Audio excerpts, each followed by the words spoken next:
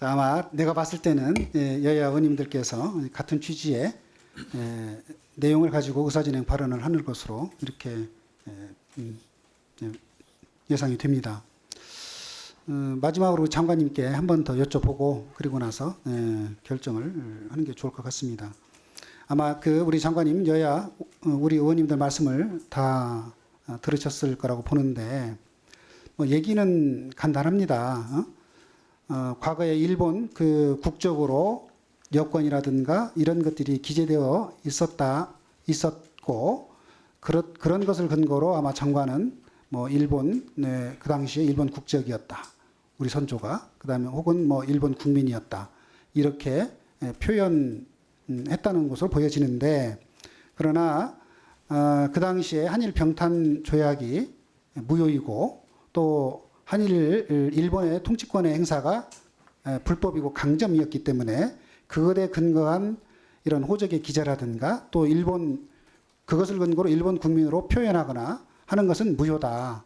그리고 그 무효는 처음부터 이렇게 무효였다라고 보는 것이 우리 헌법의 해석 그리고 또 헌법에 대한 우리 아까 박광배 의원님도 얘기했습니다마는 강제징용 판결이라든가 일본 위안부 관련된 판결에서도 우리 대법원 판결과 헌법재판소에서 판결을 한 취지가 있고 또 우리 정부의 이제까지 입장도 1910년 한일 병탄 조약부터 무효였다라고 하는 것이 우리 정부의 일관된 입장인데 그 입장에 따른다면 그 장관께서 발언한 일제하에 우리 선조들의 국적이 일본이라고 표현하는 것은 잘못됐다라고 하는 표현이 잘못된 표현인지 아닌지 그 부분에 대해서 다시 한번 간단하게 얘기를 해주시고 이 대답 여하에 따라서는 제가 봤을 때는 정상적인 아마 회의 진행이 참 어려울 것으로 보여집니다. 얘기 한번 하시죠. 1965년의 한일 기본조약으로 그 이전에 1910년 1905년 을사늑약이든지 이런 것들이 다 원천무효다라고 하더라도 65년까지는 그럼 어떻게 됐느냐? 그 흘러간 역사입니다. 그럼 그동안에 송기정 선수가 일장기를 달고 베를린 올림픽에 나갔던 걸 지금 그러면 어떻게 되돌릴 수 있냐? 그래서 많은 우리 선조들이 그 시대를 이미 경과해서 돌아가신 분도 있고 뭐 여러 가지 과거 지나간 부분이 많은데 지금 와서 그 부분이 무효라고 하는 것은 우리 국민적으로 다 강압에 의해서 무효였다라는 것은 인정하지만 당시에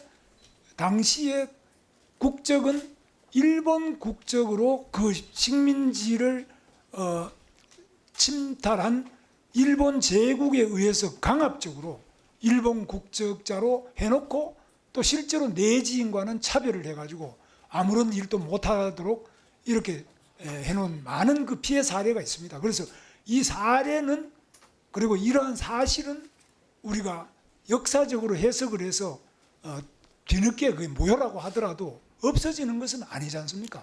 그래서 그런 말씀을 드린 건데 의원님들께서 지적하시는 점도 제가 충분히 알겠습니다. 그러나 그럼 송기정 선수는 그럼 어떻게 된 거냐?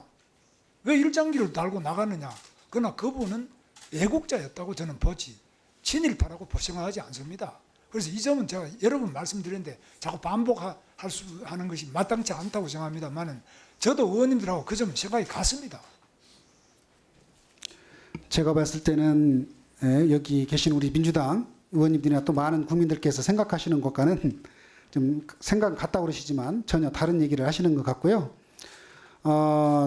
1965년 한일 기본권 협정 당시뿐만 아니라 우리 재헌헌법, 현행헌법의 이런 해석과 관련된 대법원 판결 또 헌법재판소 결정에 의하면 일제하 그러니까 1910년 한일 강제 병탄 조약 자체가 강압적으로 이루어진 것으로서 무효다. 그리고 그에 근거한 일본의 통치권 행사가 불법이다. 라고 하는 것은 우리 정부의 일관된 입장이고 그 당시에 합법적이었다가 해방 이후에 무효로 됐다고 하는 게 일본 정부의 입장입니다. 근데 지금 여전히 계속해서 우리 장관께서는 사인도 아니고 국무위원으로서 일본이 주장하는 얘기를 계속 지금 하고 있다고 지금 보여집니다. 그래서 네, 이 문제에 관해서는 지금 충분히 지금 여야 의원님께서 말씀하셨고 지금 장관님이 그 입장을 계속 고수하시는 한 이게 회의를 진행하면 아마도 제가 봤을 때는 정상적인 회의 진행이 불가능할 것으로 이렇게 생각이 됩니다. 그런데 아까도 말씀드린 것처럼 이 국정감사라고 하는 것이 헌법과 법률에 의해서 우리 국회로 하여금 정부의 고용노동 정책에 대해서 따져보고 그 근거를 가지고 향후에 어떤 고용노동 정책의 수정이라든가 입법 또 예산, 국정 통제 기능을 할 수 있도록 우리 헌법과 법률이 국회에 권한을 주었고 또 우리 국민께서 그 충실하게 국정감사를 하도록 이렇게 명했기 때문에 우리는 그것을 해야 된다고 봅니다. 그런데 장관께서 계속 그런 입장을 고수하고 있는 이상 이 정상적인 국정감사가 진행되기가 어렵다고 저로서는 판단할 수밖에 없기 때문에 원활한 국정감사를 위해서 오늘은 우리 장관께서 퇴장해 주시기를 바랍니다. 그렇게 하고 나머지 국정감사를 계속 진행하겠습니다. 위원장님, 아무리 민주당이 숫자가 많다라고 해서